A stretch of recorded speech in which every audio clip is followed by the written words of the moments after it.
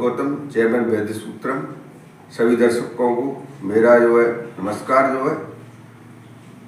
नववर्ष 2025 अंग्रेजी कैलेंडर के अनुसार आने वाला है। सभी लोगों की जिज्ञासा थी कि नववर्ष के बारे में किस तरह की स्थितियाँ रहने वाली हैं, देश व दुनिया के बारे में और विभिन्न राशियों के बारे में, उसको मैं बताने की कोशिश करूँगा। वीडियो थोड़ा लंबा हो सकता है, लेकिन अंत तक देखें, क्योंकि राशियों के बारे में वीडियो के अंत में आखिरी में बताऊंगा। पहले मैं देश और दुनिया में किस प्रकार का सकारात्मक और नकारात्मक प्रभाव पड़ेगा वो बताने की कोशिश करूंगा। सभी दर्शकों को मैं बता दूं, जितने यानी कि जो हमारी वार्षिक जो भविष्यवाणियाँ होती हैं और साप्ताहिक और मंथली भविष्यवाणियाँ होती हैं, वो गोचरी ग्रह चाल के ऊपर निर्भर करती है। सूर्य से लेके राहु केतु तक, यानी कि जो हमारे नवग्रह हैं, राहु केतु को 6 ग्रह माना गया है। सूर्य से लेकर शनि तक मान्यता प्राप्त 7 ग्रह माना गया है। लेकिन इसमें जो सबसे लंबे समय तक एक राशि पर जो ग्रह रहते हैं वो 3 ग्रह रहते हैं। एक तो देवगुरु बृहस्पति लगभग 12 महीने एक राशि पर रहते हैं, स्थान परिवर्तन करते हैं गोचर में। और राहु केतु 1.5 वर्ष तक रहते हैं, ये हमेशा बकरी चाल चलते हैं तो लगभग 1.5 वर्ष तक ये एक ही राशि पर रहेंगे, जो बकरी अवस्था पीछे की राशि में, ठीक है। इसके बाद शनि की चाल सबसे धीमी होती है, ये लगभग 2.5 वर्ष बाद अपनी राशि परिवर्तन करते हैं। तो सबसे बड़ा जो प्रभाव जो होता है वो शनि का होता है। शनि तीनों ही ग्रह का होता है। शनि 2.5 साल तक, बृहस्पति 1 साल तक और राहु केतु 1.5 साल तक। तो ये गोचर में जब ये राशि भ्रमण करते हैं तो लंबे समय अशुभ हाउस में किसी की राशि से आ जाए तो उस राशि वाले को लंबे समय तक प्रभावित करती है।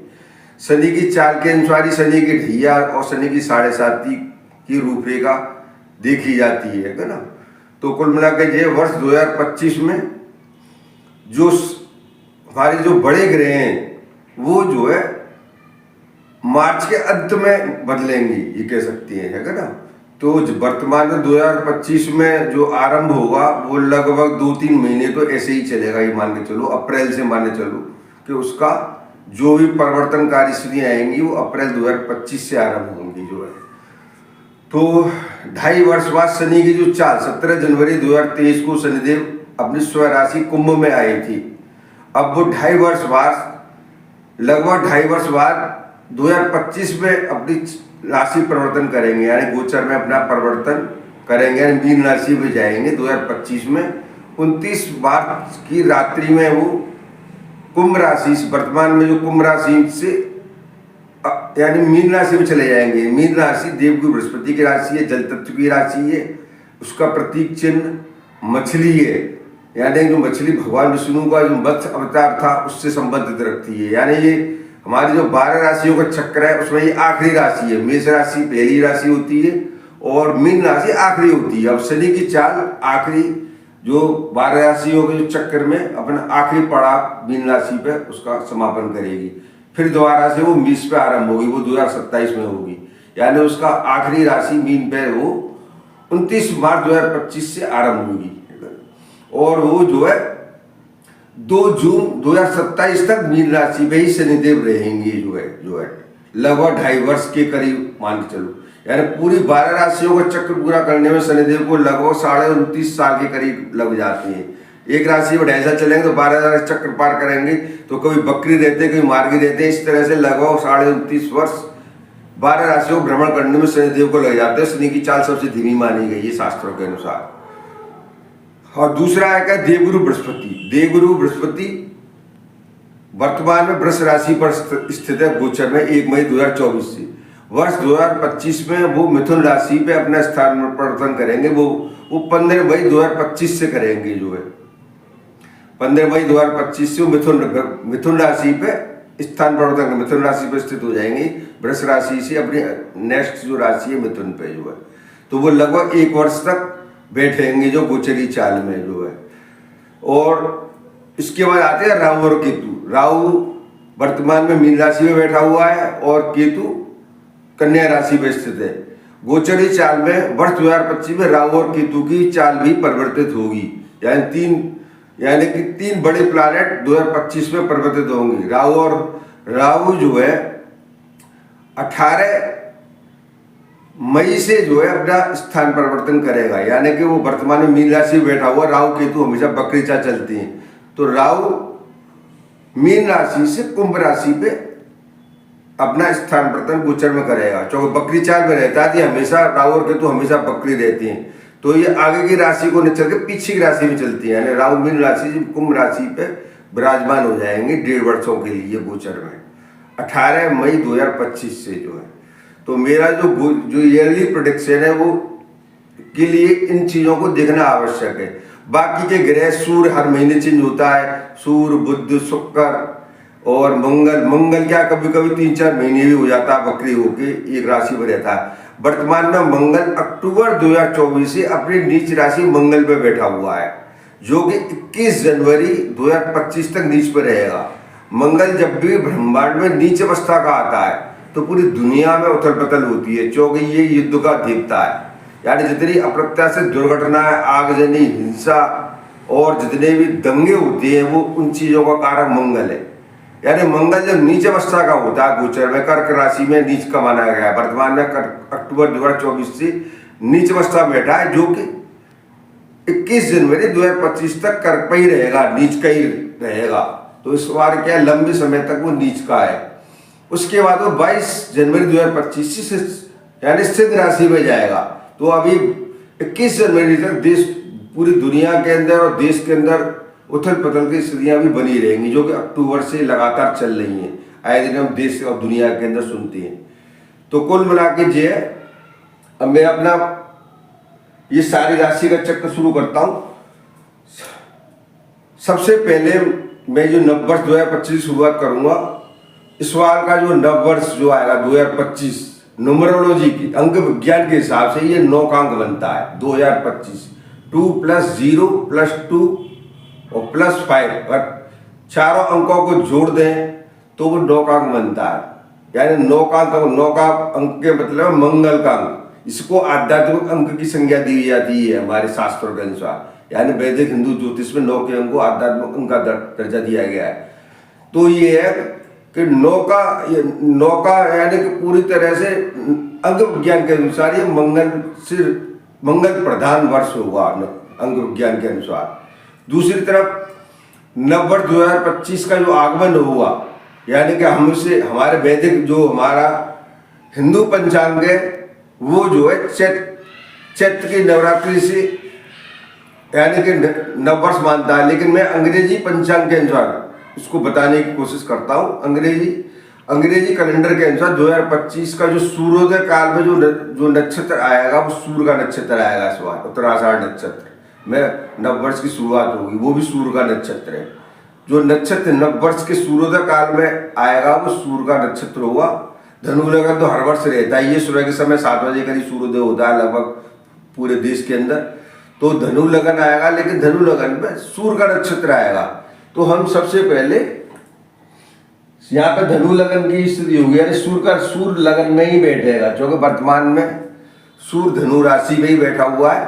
आज 21 दिसंबर है, सूर्य धनु राशि में स्थित है, जो कि 14 जनवरी को सुबह 14 जनवरी 2025 को 8:40 तक रहेगा। इस बार मकर संक्रांति भी 14 जनवरी 2025 को मनाई जाएगी, जो कि सूर्यदेव 8:40 के बाद मकर राशि पे स्थान परिवर्तन कर देंगे, यानी मकर संक्रांति का पर्व 14 जनवरी को माना जाएगा 2025 में।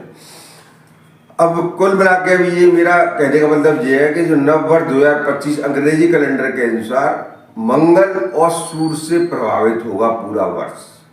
मंगल को युद्ध का देवता कहा गया है, सेनापति कहा गया शास्त्रों के अनुसार जो है, यानी वो देवताओं के सेनापति मंगल को कहा जाता है हमारे पौराणिक काल से शास्त्रों के अनुसार है ना। सूर्य नवग्रहों के राजा है और शासन के कारक है, शासन के कारक को सूर्य कहा जाता है। और जितने भी बॉर्डर पे हमारे जवान हैं जो है, जितने भी बॉर्डर की सुरक्षा करते हैं उनका प्रतिनिधित्व मंगल ग्रह करता है। जितने भी सेना पर उच्च पदों पर लोग विराजमान होते हैं वो मंगल की उच्च अवस्था के कारण विराजमान होते हैं।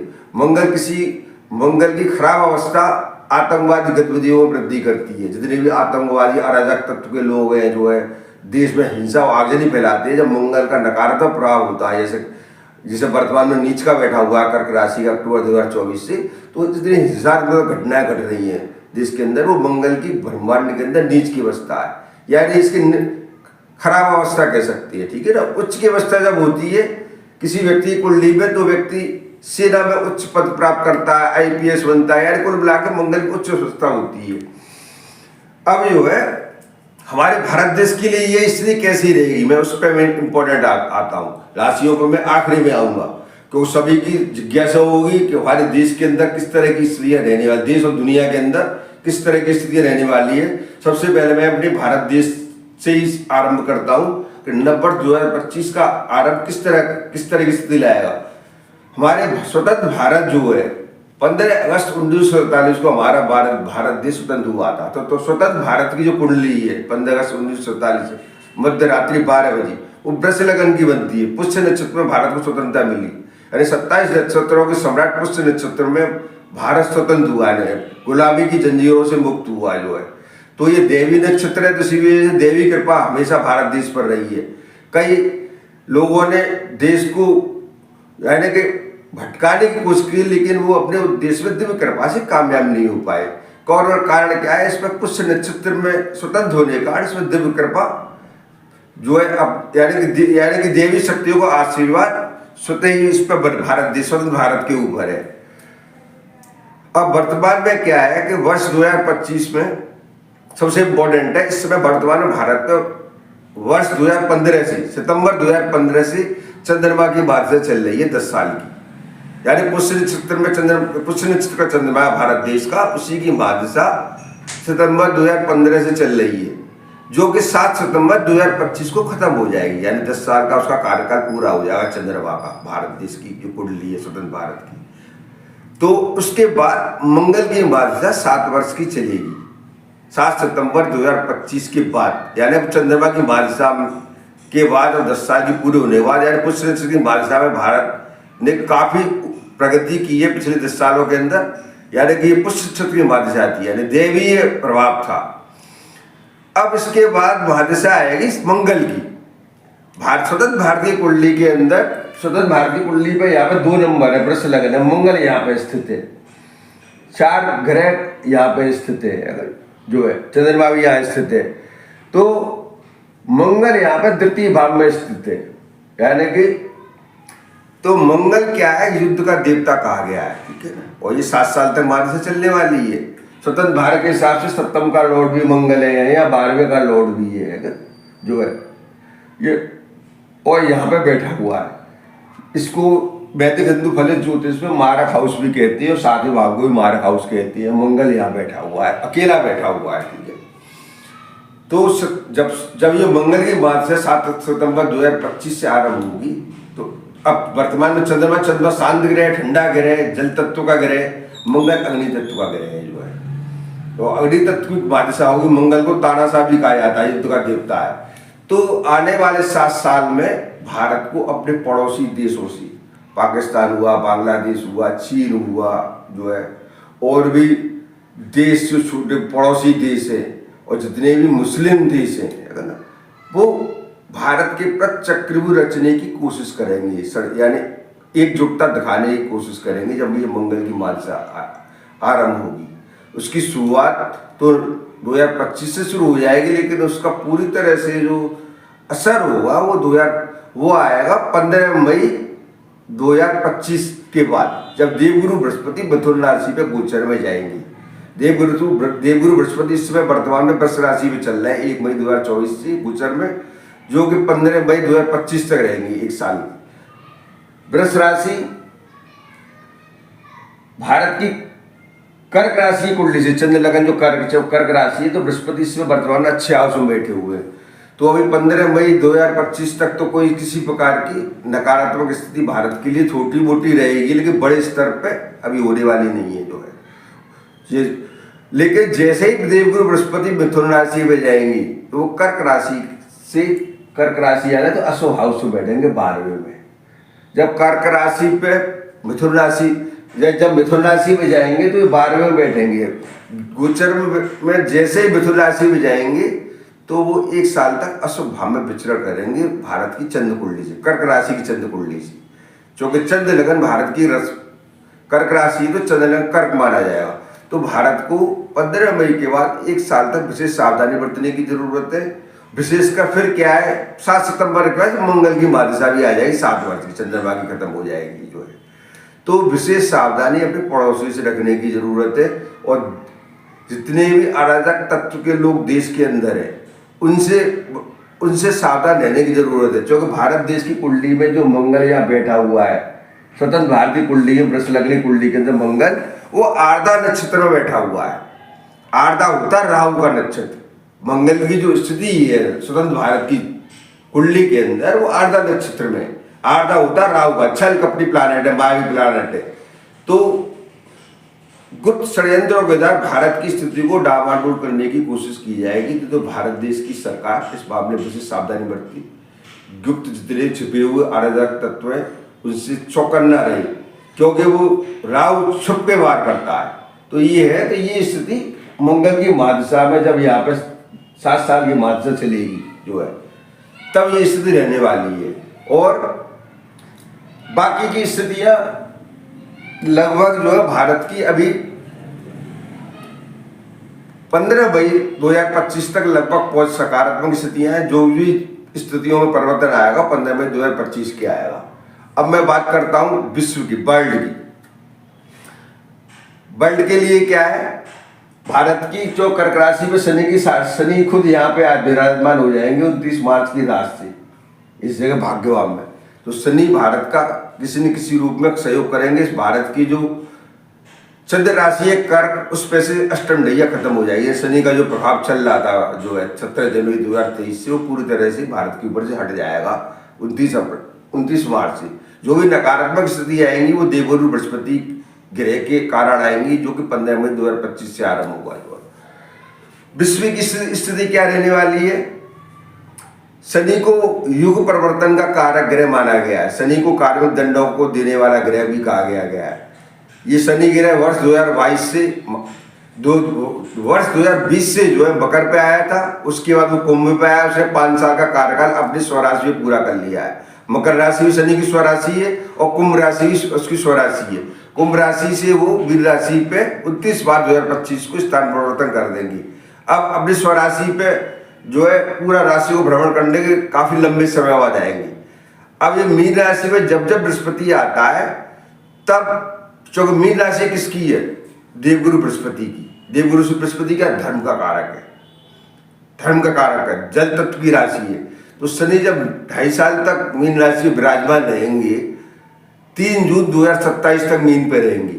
तो इन 2.5 सालों के अंदर यानी 29 मार्च 2025 से लेके 3 जून 2027 यानी लगभग 2.5 साल तक मीन राशि पे रहेंगे जो है। इस अवधि में बृहस्पति और शनि ये एक तरह से देवासुर संग्राम की स्थितियां होंगी, धार्मिक उथल पुथल होंगी। अगर तो ये है धार्मिक उथल मतलब ये है कि यानी कि पूरी दुनिया के अंदर जो उथल पुथल जो वर्तमान में चल रही है, उठापटक चल रही है, वो धार्मिक कट्टरता हावी हो जाएगी। हर एक धर्म अपने आप को सुप्रीम घोषित करने की कोशिश करेगा। तो इस वजह से ये स्थितियां रहने वाली हैं। तो देश और दुनिया के अंदर हिंसात्मक घटनाओं की वृद्धि हो सकती है और कई जो मुस्लिम कंट्रियां आपस में लड़ रहे हैं, चाहे सीरिया हो, इजराइल हो और रूस और यूक्रेन का युद्ध 2022 से चल ही रहा है जो है। अब ये इधर चीन हुआ, इधर साउथ कोरिया, नॉर्थ कोरिया हुए, पाकिस्तान हुआ, बांग्लादेश में कितने हिंदुओं पर बर्बरता दिखाई जा रही है, हिंदू मंदिरों को जलाया जा रहा है पूरी तरह से जो है।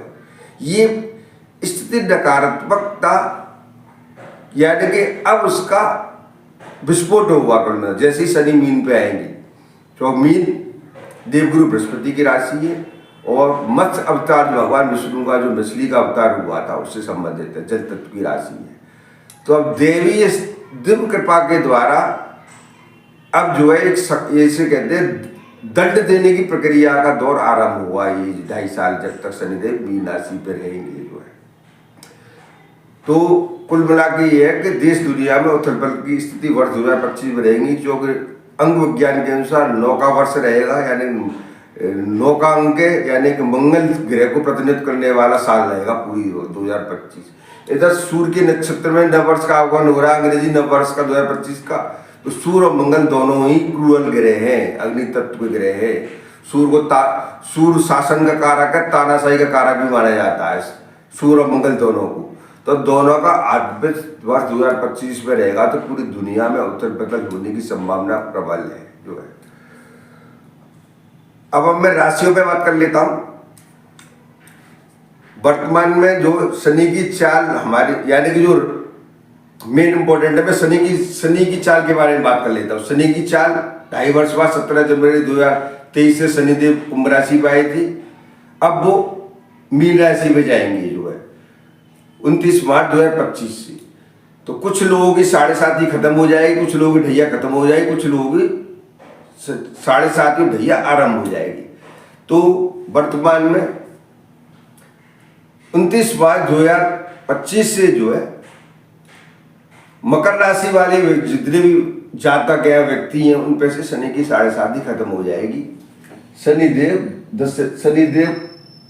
यहाँ पे आती, यानी मकर राशि यहाँ पे रखेंगे तो शनिदेव यहाँ पे आ जाएंगे 29 मार्च से। यहाँ पे शनि गोचर पे आते ही मकर राशि का जो 7.5 का जो 2.5 साल के जो 3 चरण थे 7.5 साल के, वो खत्म हो जाएंगे। मकर राशि वाले शनि की 7.5 से पूर्ण रूप से मुक्त हो जाएंगे। दूसरी तरफ कुंभ राशि वालों पर शनि की 29 मार्च 2025 से आखिरी चरण रह जाएगा 7.5 का। शनिदेव वर्तमान में यहाँ पे बैठे हुए कुंभ राशि की, यानी लगन में बैठे हुए हैं गोचर में कुंभ, वो यहाँ से सेकंड हाउस में आएंगे। सेकंड हाउस में आने से आखिरी चरण रह जाएगा, यानी 2.5 साल की 7.5 शनि कुंभ राशि वाले व्यक्तियों पे बाकी रह जाएगी।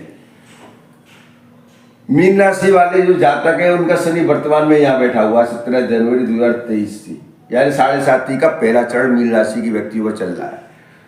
29 मार्च 2025 से मीन राशि वालों का शनि की 7.5 का दूसरा चरण आरंभ हुआ है। लगन में शनिदेव आ जाएंगे, उनके सिर पे विराजमान हो जाएंगे। तो मीन राशि पे और कुंभ राशि पे शनि की 7.5 चलेगी जो है। और जो नई 7.5 जिस राशि पर आरंभ होने वाली है वो मेष राशि है, यानी 29 मार्च 2025 से मेष राशि को यहाँ पे लेते तो शनिदेव यहाँ पे आ जाएंगे 29 मार्च 2025 से 2.5 साल। शनि की 7.5 का पहला चरण मेष राशि वाले व्यक्तियों पर आरंभ हो जाएगा, पहला चरण। क्योंकि मेष राशि स्वामी मंगल ग्रह, तो मेष राशि वालों पे शनि की 7.5 में आप जी को विशेष सावधानी बरतने की जरूरत है।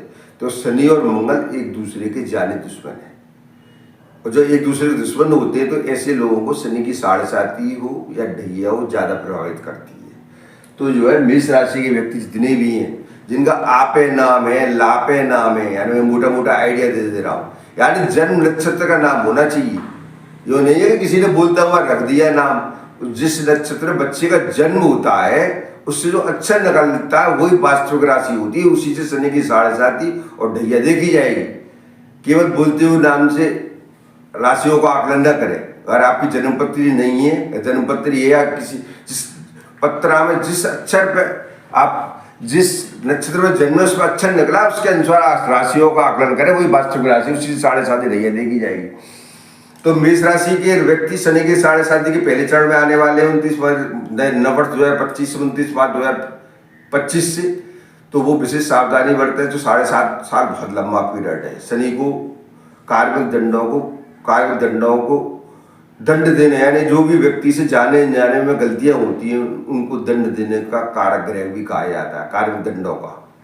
आदमी से भूल चूक में गलतियां तो होती हैं। 30 साल बहुत लंबा पीरियड होता है। 29 साल में हर एक व्यक्ति पे शनि की 7.5 आती है, हर एक व्यक्ति पे ढैया आती है, हर एक व्यक्ति पे चौथी ढैया आती है, अष्टम ढैया आती है। शनि का प्रभाव हर एक व्यक्ति पे आता है, चाहे वो इस पृथ्वी लोक पे जो भी पैदा हुआ हो, जो किसी भी धर्म को मानने वाला हो, चाहे वो ज्योतिष को मानता हो या नहीं मानता हो, इस पृथ्वी लोक पर जन्म लेगा उसको कोई ना कोई नक्षत्र होगा। तो कुल मिला के ये 30 साल बाद हर एक व्यक्ति को शनि की 7.5 से जूझना पड़ता है। तो व्यक्ति से जाने अनजाने भूल चूक गलतियां होती हैं। तो 7.5 में ये हर किसी को शनि की 7.5 में परेशानी महसूस हो रही है, जो कभी जिनकी शुरू होने वाली है, जिनकी शुरू हो रही है, चल रही है, उनको हो रही होगी, किसी को यानी कि ऐसी वैसी प्रॉब्लम हो जाती है जिसका निदान मेडिकल साइंस पे भी नहीं हो पाता है। कुल मिला के ये शनि कार्मिक दंडों को देने वाला शास्त्रों में कहा गया है, और जिसके कर्म अच्छे रहे वो हमेशा सकारात्मक रहा है अपने जीवन काल में, यानी कि पिछले 30 सालों के दौरान जो भी है, तो उसमें शनि की 7.5 चले या ढैया चले या कोई भी खराब करे, कोई असर नहीं डालता है। जो ईश्वर के भक्त हैं उन पर कोई असर नहीं डालता है। शनि ऐसे लोगों को दंड नहीं देता। शनि को भयग्रस्त वाला बताया गया है। ये दंडाधिकारी भगवान शंकर ने शनिदेव को नियुक्त किया है। तो जो भी लोग गलत करते हैं उनका दंड शनि की 7.5 ढैया में मिलता है। तो मेष राशि के व्यक्ति 2025 में पूरी तरह से अलर्ट हो जाए, सावधान हो जाए। अब उनका शनि की 7.5 का पहला चरण यानी दंड की पहली प्रक्रिया, पहला चरण आरंभ होने वाला है। वो 7.5 साल तक चलेगा। ठीक है ना। इसके बाद 29 मार्च 2025 से शनिदेव जैसे मीन राशि पे आएंगे गोचर में 2.5 साल बाद, तो 2 व्यक्तियों पे शनि की ढैया खत्म हो जाएगी। एक तो वृश्चिक राशि पे शनि की ढैया, चौथी ढैया खत्म हो जाएगी। वृश्चिक वर्तमान में वृश्चिक राशि वाले को शनिदेव यहाँ बैठे हुए हैं। कुंभ वृश्चिक राशि अगर यहाँ पे मानते हैं तो शनिदेव कुंभ राशि यहाँ आते हैं, शनिदेव यहाँ बैठे हुए हैं। 17 जनवरी 2023 से लेकर 29 मार्च की शाम तक यहीं बैठेंगी। 29 मार्च 2025 से शनिदेव जैसे मीन राशि में आएंगे, शनि की ढैया से वृश्चिक राशि वाले व्यक्ति मुक्त हो जाएंगे। वृश्चिक राशि वाले व्यक्तियों का अक्षर आता है ना या। तो मेरा क्या मतलब, लोग वास्तविक राशि को माने जो व्यक्ति का नक्षत्र से निकला हुआ याद है ना, तो वो वही वास्तविक राशि से शनि की 7.5 ढैया दी जाती है। यानी वृश्चिक राशि वाले पूरी तरह से शनि की ढैया से, चतुर्थ ढैया से मुक्त हो जाएंगे। एक दूसरी राशि होती है कर्क।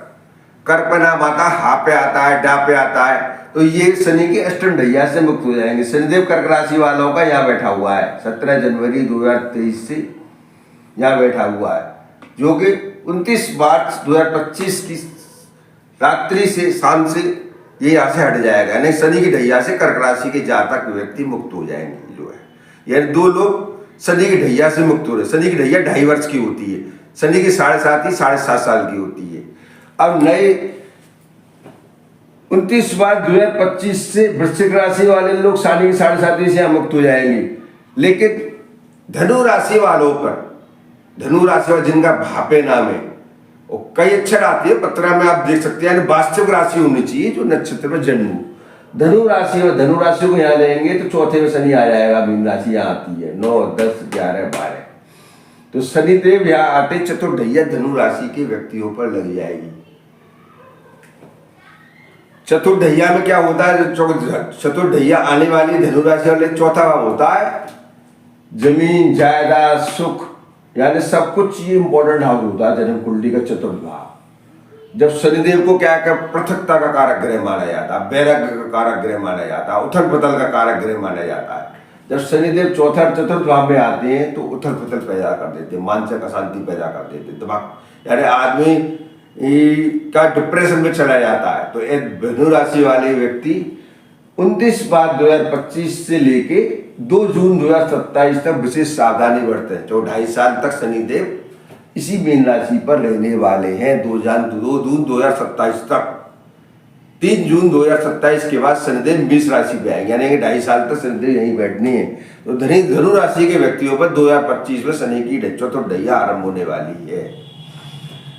फिर उसके बाद ये वाली राशि आती है, फिर चतुर्थ शनि की जो अष्टम ढैया है वो सिंह राशि वालों पे आरंभ हो। कर्क राशि पर अष्टम ढैया खत्म हो जाएगी यहाँ पे, और सिंह राशि पर अष्टम ढैया आरंभ हो जाएगी 29 मार्च 2025 से। शनि की चतुर्थ अष्टम ढैया यानी ढैया ग्राम सिंह राशि के जातक भी 29 मार्च 2025 से आने वाले हैं जो है। तो ये है, ये 2 लोग धनु राशि वाले और सिंह राशि वाले शनि की चतुर्थ ढैया से प्रभावित होंगे 2.5 साल के लिए 29 मार्च 2025 से, और मेष राशि के लोग शनि की 7.5 से प्रभावित होंगे। कुल मिलाकर हम इस तरह समझ सकते हैं। मकर राशि वाले शनि की 7.5 से मुक्त हो जाएंगे 29 मार्च 2025 के बाद। यानी 3 लोगों पे 7.5 के बराबर रहेगा। मेष राशि 29 मार्च 2025 से, मेष राशि, कुंभ राशि और मीन राशि, 3 लोग शनि की 7.5 से प्रभावित रहेंगे और 2 लोग धनु राशि और सिंह राशि, ये 2 लोग शनि की ढैया से प्रभावित हो जाएंगे 29 मार्च 2025 की शाम से, रात्रि से। उसका असर 1 महीने बाद आएगा। कोई भी जब ग्रह ब्रह्मांड में परिवर्तित होता है तो उसको डिग्रियों में आने में वक्त लगता है। यो नहीं है कि 29 मार्च को चेंज हुआ तो दूसरे दिन ये असर शुरू हो जाए, उसको कम से कम 1-1.5 महीना चाहिए। तो उसका असर आएगा मई और जून में। जो है डिग्रियों में जब ग्रह जब बढ़ता है कम से कम 5 डिग्री बढ़ना जरूरी है, तब ग्रह अपना असर डालता है।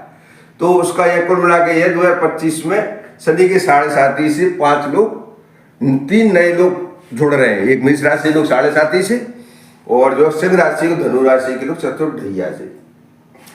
अब मैं दूसरा इंपॉर्टेंट जो ग्रह है ब्रह्मांड का अतिश्व ग्रह देवगुरु बृहस्पति, वो सबसे बड़ा ग्रह है। वार्षिक राशि फल में, वार्षिक प्रेडिक्शन में इसका इंपॉर्टेंट रोल होता है। 24 ग्रह वो वर्तमान में 1 मई 2024 से वृष राशि में स्थित है। अब वो 15 मई 2025 से अब मिथुन राशि में जाएगा। तो वार्षिक 2025 में जो भी सकारात्मक असर आएगा वो 15 मई के बाद आएगा। अभी तो वृष राशि का असर ही चल रहा है, वृष राशि पे जो असर दे रहा है वही प्रभाव चलता रहेगा। तो 15 मई 2025 से जैसे ही देवगुरु बृहस्पति मिथुन पे आएंगे तो किन राशियों को प्रभावित सबसे ज्यादा करेंगे, मैं चार्ट के माध्यम से क्रम वाइज बताता हूँ, यहाँ से आप समझने की कोशिश करें। जैसे मेष राशि वाले व्यक्तियों के तीसरे भाव में बैठेंगे देवगुरु बृहस्पति 15 मई 2025 से 1 वर्ष तक गोचर में। ठीक है, तीसरा भाव होता है छोटे भाई बहनों का, पराक्रम का होता है। तो यहाँ बृहस्पति ज्यादा अशुभ फल नहीं देते, जो कि सीधी दृष्टि भाग्यवा पर रहती है। तो मेष राशि वालों पर देवगुरु बृहस्पति की कृपा रहेगी, भले वो 7.5 के प्रभाव में आ जाएंगे जो है 29 मार्च 2025 से। लेकिन देवगुरु बृहस्पति इस भाग्यवा को देखेगा और इस हाउस को भी देखेगा, 7-9 की दृष्टि इसको देखेगा और इसको देखेगा।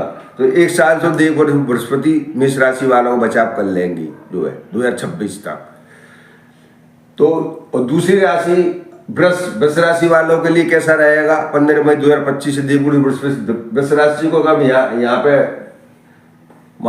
अगर मानते हैं तो देवगुरु बृहस्पति आएंगे धन के घर में, सेकंड हाउस में बैठेंगे। तो 15 मई 2025 से 1 वर्ष तक गोचरी चार में बृहस्पति जब मिथुन राशि पे रहेंगी तो वृष राशि वालों के लिए धन की प्राप्ति कराने वाला योग बनाएंगे। यानी किसी व्यक्ति की नौकरी नहीं लग रही है या प्रमोशन नहीं हो रहा है तो प्रमोशन होने की संभावना प्रबल हो जाएगी। यानी फाइनेंशियली गेन कराएंगे। सेकंड हाउस फाइनेंस का होता है, वाणी का होता है, कुटुंब का होता है। तो देवगुरु बृहस्पति 1 वर्ष तक यहाँ बैठेंगे वृष राशि वालों को। वृष राशि वालों के लिए सुफलदायक है। अब मिथुन राशि वालों के लिए कैसे रहेंगे? मिथुन राशि यहाँ पे मिथुन राशि के मानते मिथुन राशि के यानी लगन में ही या चंद्र लगन में ही विराजमान रहेंगी। तो जो लगन में ग्रह होता है देवगुरु बृहस्पति को शुभ ग्रह की दर्जा दिया जाता है ब्रह्मांड के अंदर, देवताओं के मंत्री हैं वो। तो मिथुन राशि के लिए भी सुफलदायक ही रहेंगे, नुकसानदायक नहीं रहेंगे लगन में बैठने के कारण। उसके बाद आता है कर्क राशि वालों के लिए 12वें चले जाएंगे। कर्क राशि को यह मानते थे देवगुरु बृहस्पति यहाँ 12वें आएंगे। भारत देश की भी कर्क राशि है, स्वतंत्र भारत की भी पुष्य नक्षत्र में जन्म, पुष्य नक्षत्र में निर्माण होने के कारण कर्क राशि है। तो भारत देश के लिए ये नुकसानदायक देवगुरु बृहस्पति यहाँ पे रहेंगे। और जिन जातकों की कर्क राशि है तो 12वें बृहस्पति को सावधानी बरतें, किसी से ज्यादा उलझे नहीं। बृहस्पति जब 12वां जाता है तो आदमी को शांति से काम लेने की जरूरत होती है। 12वां भाव धर्म का भी होता है, मोक्ष का भी होता है, व्यय का भी होता है ना। तो बृहस्पति जब 12वां जाता है तो आदमी धर्म कर्म से अपने आप को मेंटेन कर सकता है। यानी कि जितना भी दान धर्म करके अपने आप को नकारात्मक स्थितियों से बच सकता है। यानी किसी व्यक्ति से उलझे नहीं, किसी से ज्यादा आशा नहीं करे। जब बृहस्पति अशुभ हाउस में गोचर में जाते हैं तो व्यक्ति को कहीं से आशा के अनुरूप सहयोग प्राप्त नहीं होता है। तो शांति और धैर्य से काम करने की जरूरत है कर्क राशि वालों को। फिर आती है सिंह राशि।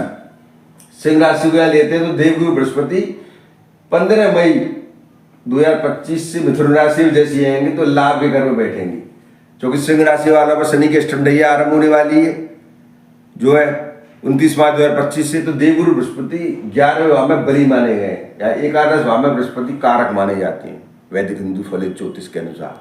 तो गोचर में बृहस्पति यहाँ पे सुफलदायक रहेंगे, सिंह राशि वालों के लिए लाभदायक स्थिति रहेगी। यानी 12 साल बाद बृहस्पति इच्छा पूर्ति और लाभ के घर में बैठेंगे, यानी जो भी काम अटके पड़े होंगे इससे सिंह राशि वाले व्यक्तियों के वो संपूर्ण हो जाएंगी। यानी 1 साल तक देवगुरु बृहस्पति यहाँ बैठेंगे 29 यानी 15 मई 2025 से लेके आने वाले 2026 तक, मान लो 1 वर्ष तक गोचर में ही रहेंगे। तो सिंह राशि के लिए फायदेमंद है। कन्या राशि वाले को माना, कन्या राशि वाले के लिए देवगुरु बृहस्पति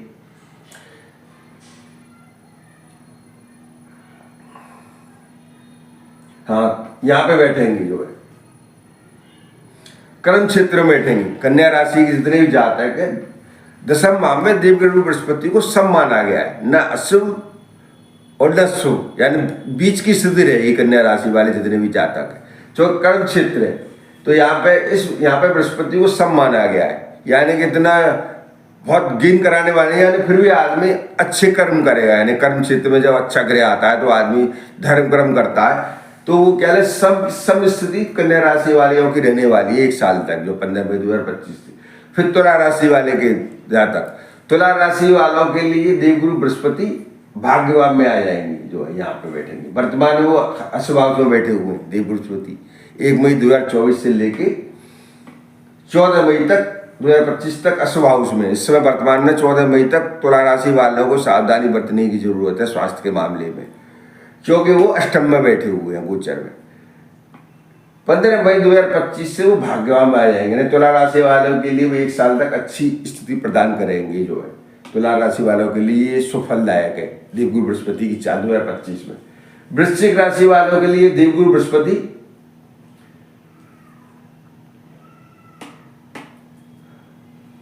यहाँ पे अशुभ हाउस में आ जाएंगे, यानी वर्तमान में यहाँ पे बैठे हुए हैं 7वें भाव में 1 मई 2024 से लेके 14 मई 2025 तक। अभी तो शुभ अवस्था चल रही है, यानी 14 मई 2025 तक वृश्चिक राशि वालों के लिए। जैसे ही देवगुरु बृहस्पति मिथुन राशि में आएंगे गोचर में 15 मई 2025 से अष्टम भाव में आ जाएंगे। अष्टम भाव में बृहस्पति को, यानी जो आदमी धर्म कर्म कर रहा है उसके लिए अष्टम भाव का बृहस्पति गोचर में खराब नहीं माना जाता है, लेकिन जो नकारात्मक कर्मों में लिप्त है ऐसे व्यक्तियों के लिए बृहस्पति अष्टम भाव में सुफलदायक नहीं होते, क्योंकि बृहस्पति जब यहाँ बैठता है तो सीधा वाणी घर को देखता है, तो व्यक्ति को सद्बुद्धि देवगुरु बृहस्पति प्रदान करने की कोशिश करती है। भले ही वो पीड़ित हो जाते हैं, अष्टम भाव अशुभ भाव माना गया है, 6वां 8वां 12वां यहाँ पे अगर देवगुरु बृहस्पति आते हैं तो अशुभ फल देते हैं, लेकिन यहाँ पे बैठ के वो सीधा व्यक्ति के वाणी को देखते हैं, तो व्यक्ति धर्म कर्म से जुड़ा हुआ है तो वो उसके नकारात्मक प्रभाव से बच सकता है। यानी फिर भी व्यक्ति को जो आशा के अनुसार जो सहयोग चाहता है वो व्यक्ति को प्राप्त नहीं हो पाएगा, इसलिए सावधानी बरतने की जरूरत है वृश्चिक राशि वालों। धनु राशि वालों के लिए देवगुरु बृहस्पति कैसे रहेंगे 2025 में 15 मई के बाद 9, 10, 11, 12, 1, 2, 3। धनु राशि वालों के लिए देवगुरु बृहस्पति की स्थिति 7वें भाव में रही, यानी केंद्र हाउस माना गया 7वां भाव, ठीक है ना। यहाँ पे बृहस्पति सुफल देंगे, यानी चारों में केंद्र हाउस में बृहस्पति आ जाए, चाहे चौथा ही क्यों नहीं आए, चाहे 10वें में, इसको शुभ स्थान माना गया है। तो गोचर में इस हाउस को में बृहस्पति सुफल धनु राशि वालों के लिए प्रदान करेंगे, क्योंकि जब देवगुरु बृहस्पति यहाँ बैठेंगे तो उसकी स्थिति दृष्टि 1, 2, 3, 4, 5 लाभ के घर पे पड़ती है। जो भी व्यक्ति का काम अटका हुआ पड़ा है नौकरी में, प्रमोशन में, यानी फाइनेंशियली गेन, वो उसका काम पूरा हो जाएगा। धनु राशि वालों को जो है जो व्यापारिक साझेदारी किसी चल रही है उसमें उसकी रुकावटें खत्म हो जाएंगी, यानी उस फाइनेंशियली गेन, जिन व्यक्तियों को शादी विवाह यानी विवाह की बात चल रही है उनका शादी विवाह होने की संभावना प्रबल हो जाएगी। धनु राशि वाले जो 7वां भाव जीवन साथी का हाउस भी होता है, जो है तो यहाँ पे देवगुरु बृहस्पति 1 साल तक रहेंगे, तो उनके लिए ये सुफलदायक है। मकर राशि वालों के लिए देवगुरु बृहस्पति 6ठे भाव में आ जाएंगे। 10 जैसे मकर राशि वाले के लेंगे तो देवगुरु बृहस्पति 3 नंबर यहाँ आता है मिथुन राशि में, यहाँ से यहाँ पे यहाँ पे स्थित हो जाएंगे 1 साल के लिए 15 मई 2025 से। 6ठा भाव होता है शत्रु रोग ऋण, जब बृहस्पति छठे भाव में बैठता है तो पीड़ित हो जाता है। छठा, आठवां और 12वां ये पीड़ित हाउस माने गए हैं हिंदू फलित ज्योतिष के अनुसार। तो यहाँ पे बृहस्पति पीड़ित हो जाएंगे। तो मकर राशि वालों में शनि की साढ़े जरूर खत्म हो जाएगी जो है 29 मार्च 2025 से, लेकिन देवगुरु बृहस्पति पीड़ा देंगी। ऐसे वृश्चिक राशि वालों पर शनि की ढैया जरूर खत्म हो जाएगी चौथी, लेकिन देवगुरु बृहस्पति अष्टम में बैठ के पीड़ा देंगी। कर्क राशि वालों पर अष्टम ढैया खत्म जरूर हो जाएगी 29 मार्च 2025 से, लेकिन देवगुरु बृहस्पति मिथुन राशि पे 15 मई से पीड़ा देंगी। यानी ये कहीं ना कहीं देवगुरु बृहस्पति इनके लिए अशुभ हाउस में गोचर में अशुभ भाव में बैठने का थोड़ा नकारात्मक फल दे सकता है। तो ऐसे व्यक्ति धर्म कर्म करे, किसी से ज्यादा उलझे नहीं, शांति और धैर्य से काम लें, मेरा कहने का मतलब ये है। अब इसके बाद कुंभ राशि। कुंभ राशि वालों के लिए देवगुरु बृहस्पति 11, 12, 1, 2, 3 पंचम भाव में आया है। कुंभ राशि वालों के लिए देवगुरु बृहस्पति शुभ हाउस में बैठेंगे पंचम में। तो कुंभ राशि वालों के लिए 15 मई 2025 से 1 वर्ष तक देवगुरु बृहस्पति पंचम भाव में जब बृहस्पति बैठेंगे सीधा लाभ के घर को देखेंगे, तो उनके अटके हुए काम बन जाएंगे। कोई आदमी कंपटीशन की तैयारी कर रहा है, वो सफल होने की संभावना है। कोई नौकरी कर रहा, प्रमोशन हो सकता है। कोई नौकरी के लिए प्रयासरत है तो उसकी इच्छा पूरी होने की संभावना रहेगी, क्योंकि देवगुरु बृहस्पति गोचर में 1 साल तक लाभ के घर पर दृष्टि लाएंगे, 7वीं दृष्टि से देखेंगे। इधर यहाँ से लग्न को भी देखेंगे कुंभ राशि वालों। तो कुंभ राशि वालों के लिए, और इधर ये 5वीं दृष्टि से भाग्यभाव को देखेंगे। तो कुंभ राशि वालों के लिए देवगुरु बृहस्पति की चाल जो गोचर में 15 मई 2025 से शुभ फलदायक रहने वाली है 1 वर्ष तक। इसके बाद आती है मीन राशि। मीन राशि के लिए देवगुरु बृहस्पति 12, मीन राशि 12, 1, 2, 3 चतुर्थ भाव में आएंगी। 15 मई 2025 से मिथुन राशि पे देवगुरु बृहस्पति की जो चाल होगी, मिथुन वो मीन राशि के जातकों के लिए न ज्यादा शुभ रहेगी न ज्यादा अशुभ रहेगी, बीच के रहेगी। चतुर्थ भाव में सम प्रभाव रहता है। जो देवगुरु बृहस्पति ये शुभ ग्रह, इस वजह से न शुभ देती है न शुभ देती है, यानी चतुर्थ और दशम में सम प्रभाव माना गया है गोचर में देवगुरु बृहस्पति का। तो कुल मिला के मैंने 12 राशियों के बारे में मोटा मोटा आकलन बता दिया है।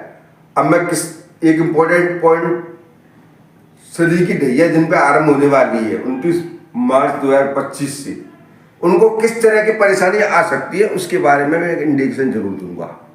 जिन लोगों की धनु राशि है और जिन लोगों की सिंह राशि है, तो वो ध्यान से सुने इस पॉइंट को। जिन लोगों की धनु राशि है, तो धनु राशि को हम यहाँ मानते हैं, और शनिदेव 29 मार्च 2025 से 2.5 वर्ष तक 2 जून 2027 तक यहीं विराजमान रहेंगे धनु राशि वालों की। तो चतुर्ढैया के प्रभाव में रहेंगे, यहाँ बैठे चतुर्ढैया मानी जाती है। तो धनु राशि अब यहाँ रहेंगे, तो शनि किस तरह की ढैया में उथल पुथल कराएंगे वो मैं इंपॉर्टेंट पॉइंट बता रहा हूँ, उसको समझने की कोशिश करें। शनि यहाँ पे धनु राशि, शनि यहाँ पे कुटुंब के लॉर्ड है, और ये भाई बहनों वाला हाउस है, तीसरा पड़ोसियों का, भाई बहन का, पराक्रम का। शनि इन दोनों हाउसों के स्वामी है, सेकंड हाउस और थर्ड हाउस पराक्रम, ये कुटुंब का, वाणी का, संसिद्धन का है। तो जब इसका इन दोनों का लॉर्ड शनि है, जब वो चौथे में बैठेगा 2.5 साल तक, 29 मार्च 2025 से लेके 2 जून की रात तक 2027 तक, तो वो कुटुंब में विरोधाभास, लड़ाई झगड़ा यानी उथल पुथल की स्थिति पैदा करेगा। यानी कि जिन व्यक्तियों को विश्वास कर रहा था वो उसे धोखा देने लग जाएंगे इंटरनल रूप से, तो व्यक्ति के अंदर उथल पुथल की स्थिति पैदा होती है, यानी कुटुंब में विरोधाभास की स्थिति पैदा होगी। इसलिए शांति और धैर्य बना के रखें धनु राशि वाले की व्यक्ति। सिंह राशि वाले व्यक्तियों को क्या किस तरह के, सिंह राशि वाले के लिए, सिंह राशि को यहाँ मानते तो यहाँ पर कुंभ राशि आती है।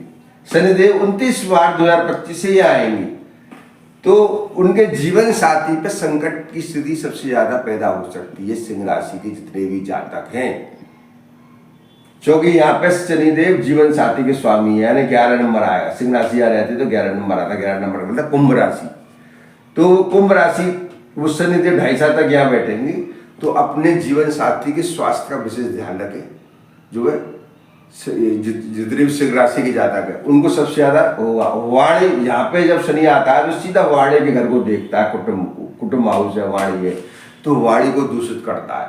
तो संयम से बोलें, वाणी का सदुपयोग करें, किसी से ऐसी बात ना कहें कि आपके गुप्त शत्रु हो जाए। तो सिंह राशि के लोग वाणी का अपने सदुपयोग करने की जरूरत है 2.5 साल तक, 29 मार्च 2025 से लेकर 2 जून तक। और अपने जीवन साथी के स्वास्थ्य का विशेष ध्यान रखें, क्योंकि वो सप्तम भाव का लॉर्ड है, तो जीवन साथी के स्वास्थ्य को प्रभावित करेगा सबसे ज्यादा जो है। अब तीसरा इंपॉर्टेंट पॉइंट है, मेरा वीडियो लंबा हो रहा है लेकिन मैं गहराई से बताने की कोशिश कर रहा हूँ जिससे आप सभी को समझ में आए।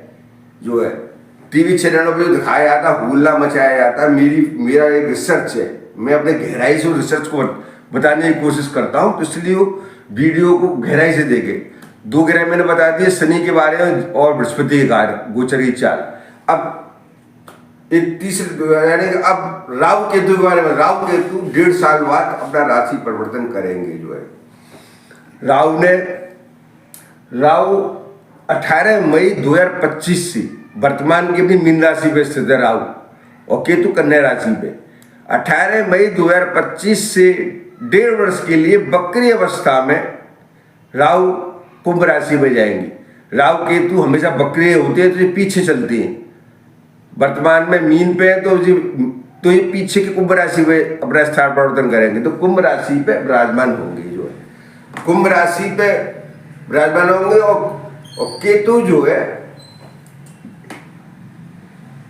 सिंह राशि पे विराजमान हो जाएंगे। यानी कि तो ये 1.5 साल तक किस तरह का नकारात्मक प्रभाव डालेंगे, लंबा वीडियो होगा तो फिर भी मैं शॉर्ट में बताने की कोशिश करता हूं। राहु हमेशा 12वें में, अष्टम में सबसे ज्यादा अशुभ फल देता है, जो है इसमें और इसमें बात। और तो राहु और केतु की चाल जो सबसे ज्यादा प्रभावित करेगी, एक तो करेगी मीन राशि के लोगों को।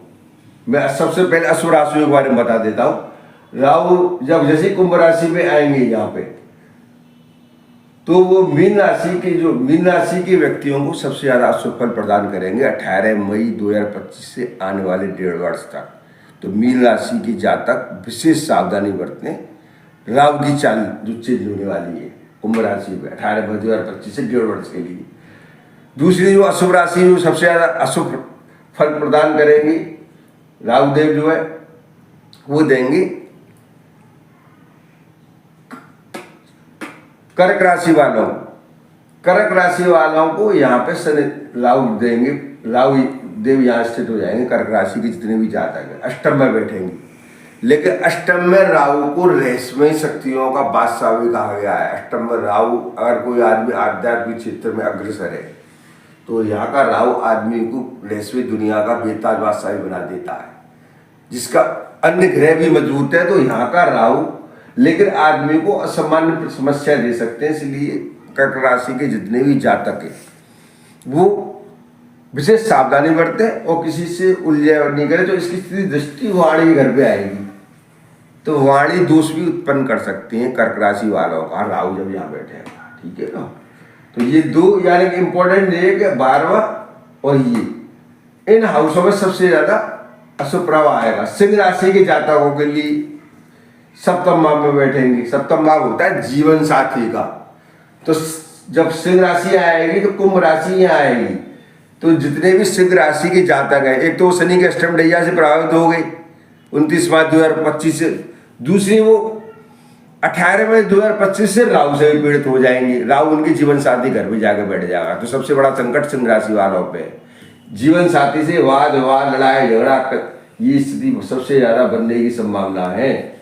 जो है सप्तम भाव में सिंह राशि वालों पे 1.5 वर्ष तक राहु विराजमान रहेंगे। तो अपने जीवन साथी और जो भी व्यापारिक साझेदार है, बहुत से पार्टनर से में अपना व्यापार करते हैं, उनसे लड़ाई झगड़ा, मन मुटाव, छल कपट, ये सब होने की संभावना 18 मई 2025 से आने वाले 1.5 वर्ष तक बनी रह सकती है। तो विशेष सावधानी बरतें। और दूसरे कुंभ राशि की विशेष सावधानी, कुंभ राशि यहाँ रहेगी तो राहु देव 18 मई 2025 से उनके लगन में ही विराजमान हो जाएंगे 1.5 वर्ष तक। जब लगन में राहु आता है तो आदमी की बुद्धि विवेक शून्य हो जाता है। राहु छल कपटी मायावी ग्रह, यानी आदमी को भ्रम की स्थिति पैदा कर देता है, यानी उस पर चांडाल प्रभाव हावी हो जाता है। तो राहु कुंभ राशि वाले विशेष सावधानी बरतें। जो राहु 18 मई 2025 से लेके आने वाले 1.5 वर्ष तक उनके सिर पे ही बैठे रहेंगी। राहु का मतलब एक मायावी राक्षस यानी एक मायावी नाग। तो उसके लिए जरूरी है वो आदमी को भ्रमित करके गलत काम करा देता है। बहुत से हीरा, कोई सरकारी नौकरी में है तो ऐसे काम कर दिए कि भ्रष्टाचार में फंस गया, हेरा फेरी कर दी। मैं एक एग्जाम्पल दे रहा हूँ कि राहु आदमी को जितने भी गलत काम होती है, हेरा फेरी के होते हैं, भ्रष्टाचार होती है, वो राहु कराता है। क्योंकि राहु को छुप के वार करने के लिए जाना जाता है। समुद्र मंथन में इसने जो है छुप कर अमृत पी लिया था। तो जिसके सिर पे बैठ जाएगा राहु तो कुंभ राशि वालों पर 1.5 साल तक बैठेगा सिर पे। तो यानी कि कुंभ राशि वालों को भी सावधानी बरतनी है, सिंह राशि वालों को भी राहु से सावधानी बरतनी है, और कर्क राशि वालों को सावधानी बरतनी है, मीन राशि वाले व्यक्तियों को भी सावधानी बरतनी है। यानी मैंने जो इम्पोर्टेंट राशियां हैं वो मैंने बता दी हैं, जो इन लोगों को विशेष सावधानी बरतनी है।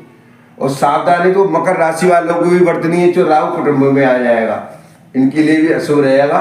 क्योंकि कुटुंब का होता है, कुटुंब हम में बैठेगा। मकर राशि रहेंगे तो कुंभ राशि यहाँ आती है, तो राहु 1.5 साल तक यहाँ बैठेंगे कुटुंब के घर में। तो कुंभ मकर राशि के जितने भी जातक हैं उनके कुटुंब में लड़ाई झगड़ा विरोधाभास यानी कि पृथकता की स्थिति पैदा हो जाएगी। यानी राहु हमेशा छल कपटी पृथकता पैदा कर देता है, तो वो कुटुंब के लोगों में होगी। वाणी को भी दूषित कर देगा मकर राशि वालों को, क्योंकि राहु को वाणी उसकी दूषित हो जाती है जब सेकंड हाउस गोचर में आता है 1.5 साल तक। तो मैंने अशुभ भाव के बारे में बता दिया है, क्योंकि वीडियो लंबा हो रहा है तो मैं इसको शॉर्ट में मैंने बताने की कोशिश करी है।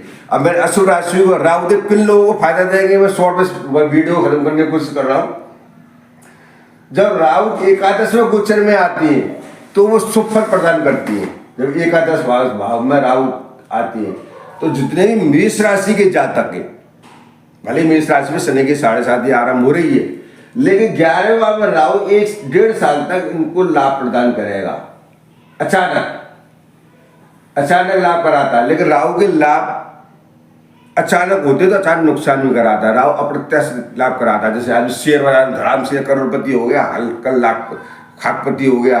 तो राहु क्योंकि ये छलकपटी गिरे जितने जी भ्रष्टाचार के द्वारा यानी अवैध तरीके से धन का लाभ कराता है राहु। तो मेरा कहना मतलब ये 11वें में राहु बैठेगा, लाभ तो देगा क्योंकि एकादश भाव में बैठेगा मेष राशि वालों को, तो इनके लिए लाभदायक है। दूसरा लाभदायक, तीसरे भाव में राहु को सबसे ज्यादा बली माना गया है जो है तो धनु राशि वालों का तीसरे भाव में राहु बैठेगा तो उनके लिए भी सुबह पराक्रम में जो है।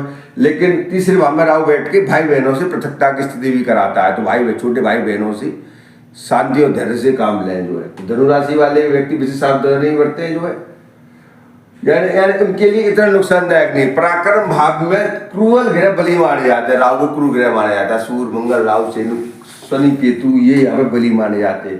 तो धनु राशि के लिए सबसे ज्यादा जो फायदेमंद है वो सबसे ज्यादा फायदेमंद है मेष राशि वालों के लिए। यहाँ पर राहु को मैं अच्छा नहीं मानता हूँ। सेकंड हाउस जो वाणी का होता है, वाणी को दूषित करता है, भले ये धन का ग्रह, लेकिन आदमी यहाँ पे जो है नुकसान उठाता है। तो सेकंड हाउस के राहु को मेरी नज़र में अच्छा नहीं, मेरा अपना जो अनुभव रहा है। तो मैं सिर्फ 11वें भाव में राहु को बली मानता हूँ, यहाँ पे सबसे पावरफुल होता है।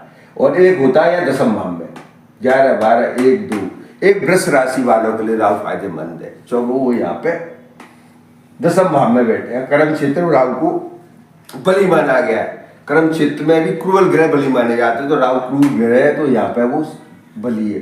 तो एक वृष राशि वालों के लिए भी राहु फायदेमंद है, मेष राशि वालों के लिए फायदेमंद है। कुल मिला के मैंने मोटा मोटा आइडिया बता दिया। जिनके भी ग्रह खराब है, शनि की 7.5 से डरने की जरूरत नहीं है। शनि किसी का बुरा नहीं करता, शनि आदमी की गलतियों को आवाज कराता है, पश्चाताप कराता। भाई तुमने जो भी गलतियां की हैं अपनी गलतियों का पश्चाताप करो और अपने सीधे और सच्चे रास्ते पे चलो जो है। यही शनि की नीति है। इस वीडियो को नवंबर 2025 का अधिकतर लोगों को शेयर करें, जिससे कि जो है और यानी लोगों को इसका समुचित लाभ मिल सके जो है। और जो मेरा जो चैनल है उसको सब्सक्राइब करें, जिससे कोई भी मैं नया वीडियो जब भी मेरे मन में विचार कोई आता है तो मैं बनाता हूँ, उससे आप सभी को जानकारी प्राप्त हो। मेरी तरफ से अभी से नव वर्ष 2025 की हार्दिक शुभकामनाएं।